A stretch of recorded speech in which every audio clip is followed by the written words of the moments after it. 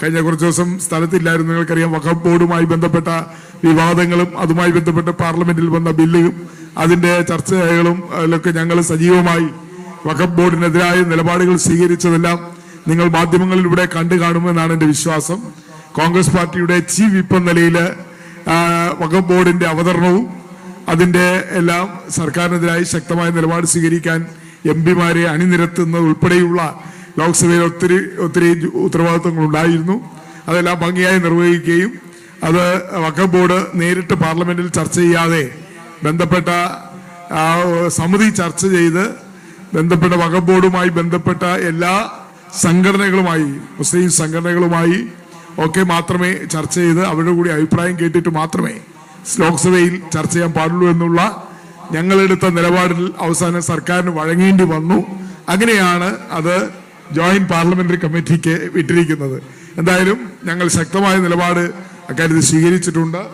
ഞാൻ അഭിനന്ദ ഉസ്താദുമാരോട് പറയുന്നു, നിങ്ങൾക്ക് നമ്മളെ കേരളത്തിൽ നിന്ന് നിർഭാഗ്യമെന്ന് പറയട്ടെ, ആ ജോയിന്റ് പാർലമെന്റ് സമിതിയിൽ കേരളത്തിലുള്ള എംപിമാരും ഇല്ല, എല്ലാം വടക്കേന്ത്യയിൽ നിന്നുള്ളവരാണ്.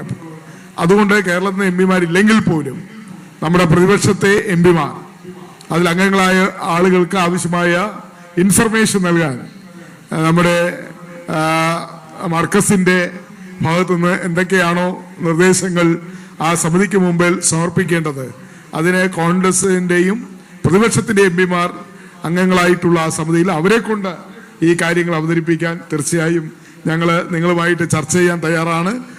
ഉസ്താദിന്മാർക്ക് അത് തരാവുന്നതാണ്, മർക്കസിന് തരാവുന്നതാണ്. പറ്റുമെങ്കിൽ കോഴിക്കോട് വന്ന് ഉസ്താദിനെ, വലിയ ഉസ്താദിനെ കണ്ട് സംസാരിച്ച് കാര്യങ്ങളൊക്കെ മനസ്സിലാക്കാം എന്നുകൂടി ഈ അവസരത്തിൽ പറയാൻ ആഗ്രഹിക്കുകയാണ്. എന്തായാലും വളരെ വൈകിയാണെങ്കിലും ഈ ചടങ്ങിന് ഇവിടെ എത്തിച്ചേർന്നതിൽ എനിക്ക് അതിയായ സന്തോഷമുണ്ട്. ബഹുമാനപ്പെട്ട MP സുരേഷ് സാർ അവർകള് വഖഫ് ബോർഡുമായി ബന്ധപ്പെട്ട വിഷയം ഇവിടെ പ്രതിപാദിക്കുകയും ഈ പ്രസ്ഥാനത്തിൻ്റെ ഭാഗത്തു നിന്നുള്ള പ്രത്യേകമായ സജഷൻസ് കിട്ടണമെന്നും ഉസ്താദുമാരൊക്കെ അത് ബന്ധപ്പെട്ട് നൽകണമെന്നും പ്രത്യേകം പറയുകയും ചെയ്തതിൻ്റെ അടിസ്ഥാനത്തിൽ ഓർമ്മപ്പെടുത്തുകയാണ്.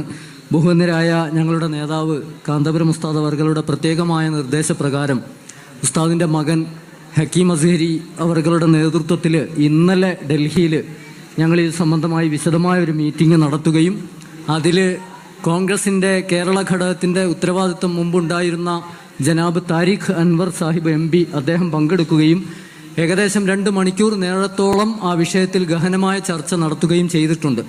കേരളത്തെക്കാൾ ഉപരി ഉത്തരേന്ത്യൻ സംസ്ഥാനങ്ങളിൽ ഈ വഖഫ് പുതിയ ബില്ലിൻ്റെ അതിഭീകരമായ പലതും ഞങ്ങൾ കാണുന്നുണ്ട്, ആശങ്കപ്പെടുന്നുണ്ട്. അതുകൊണ്ട് ഇന്നലെ ഡൽഹിയിൽ നാഷണൽ മുസ്ലിം ജമാഅത്തിൻ്റെ ഏകദേശം 10ഓളം സംസ്ഥാനങ്ങളിൽ നിന്നുള്ള പ്രതിനിധികളുടെ സാന്നിധ്യത്തിലായിരുന്നു താരിഖ് അൻവർ സാഹിബുമായി ഈ വിഷയം ചർച്ച ചെയ്തിരുന്നത്. അതിൻ്റെ അടിസ്ഥാനത്തിൽ മുസ്ലിം സമുദായത്തിൽ നിന്നുള്ള പ്രത്യേകിച്ച് സീനിയേഴ്സായിട്ടുള്ള 4-5 വക്കീലുമാരുടെ ഒരു സമിതി രൂപപ്പെടുത്തുകയും മതപണ്ഡിതരും അവരും ഒന്നിച്ചു ചേർന്നിരുന്നു കൊണ്ട് പുതിയ ബില്ലിനെ ആദ്യം മുതൽ അവസാനം വരെ പഠിച്ച് അതിൻ്റെ വരും വരായികൾ വെച്ചുകൊണ്ട് മുഴുവൻ രാഷ്ട്രീയ നേതൃത്വത്തിനും പ്രത്യേകിച്ച് ഓപ്പോസിഷന് ലീഡർഷിപ്പ് നൽകുന്ന കോൺഗ്രസ് പാർട്ടിക്ക് പ്രത്യേകമായി ഇത് സബ്മിറ്റ് ചെയ്യാൻ ഇന്നലെ ഡൽഹിയിൽ താരിഖ് അൻവർ സാഹിബിൻ്റെ സാന്നിധ്യത്തിൽ നടന്ന ചർച്ചയിൽ തീരുമാനമായിട്ടുണ്ട്. അത് വളരെ പെട്ടെന്ന് തന്നെ ആ സ്റ്റഡി റിപ്പോർട്ട് കിട്ടിയാൽ അതൊരു പൂർണ്ണമായ ഒരു അപേക്ഷയായിട്ട് ഒപ്പം നിർദ്ദേശങ്ങൾ കൂടി ഉൾപ്പെടുത്തിക്കൊണ്ട് കോൺഗ്രസ് പാർട്ടിക്കടക്കം നൽകും. അത് കിട്ടിയാൽ മുസ്ലിം ജമാഅത്ത് എന്ന കാന്തപുരം ഉസ്താദ് ദേശീയ തലത്തിൽ നേതൃത്വം നൽകുന്ന പ്രസ്ഥാനത്തിൻ്റെ ആ നിർദ്ദേശങ്ങളെ കോൺഗ്രസ് പാർട്ടി പ്രത്യേകമായി പരിഗണിക്കുകയും ഉയർന്നു വന്നിരിക്കുന്ന ഈ ആശങ്കയ്ക്ക് JPC ഒരു പരിഹാരമായി നാം കാണുന്നുണ്ടെങ്കിൽ പോലും JPCയിലെ പ്രാതിനിധ്യം ആരുടേതൊക്കെയാണ് എന്ന് നോക്കുമ്പോൾ ആശങ്കകൾ മാറുന്നില്ല. അതിൽ കൊടിക്കുന്നിൽ സുരേഷ് സാറ് 8 തവണകളായി MP ആയ ഒരാൾ എന്ന നിലയ്ക്ക് അദ്ദേഹത്തിന് കാര്യമായി ആ വിഷയത്തിൽ ഇടപെടാൻ കഴിയുമെന്നതുകൊണ്ട് ഈ പ്രസ്ഥാനത്തിൻ്റെ നിർദ്ദേശം വളരെ പെട്ടെന്ന് തന്നെ രേഖാമൂലം കോൺഗ്രസ് പാർട്ടി അടക്കമുള്ള ദേശീയ പ്രതിപക്ഷ പാർട്ടികൾക്ക് മുഴുവനും സബ്മിറ്റ് ചെയ്യാൻ ഇന്നലെ തീരുമാനിച്ചിട്ടുണ്ട്. അത് കയ്യിലെത്തും. അതിന് ഏറ്റവും നല്ല ഇടപെടൽ അദ്ദേഹത്തിൻ്റെ ഭാഗത്തു നിന്നുണ്ടാകണമെന്ന് ഈ തരുണത്തിൽ ഓർമ്മപ്പെടുത്തുകയാണ്. അസ്സലാമു അലൈക്കും.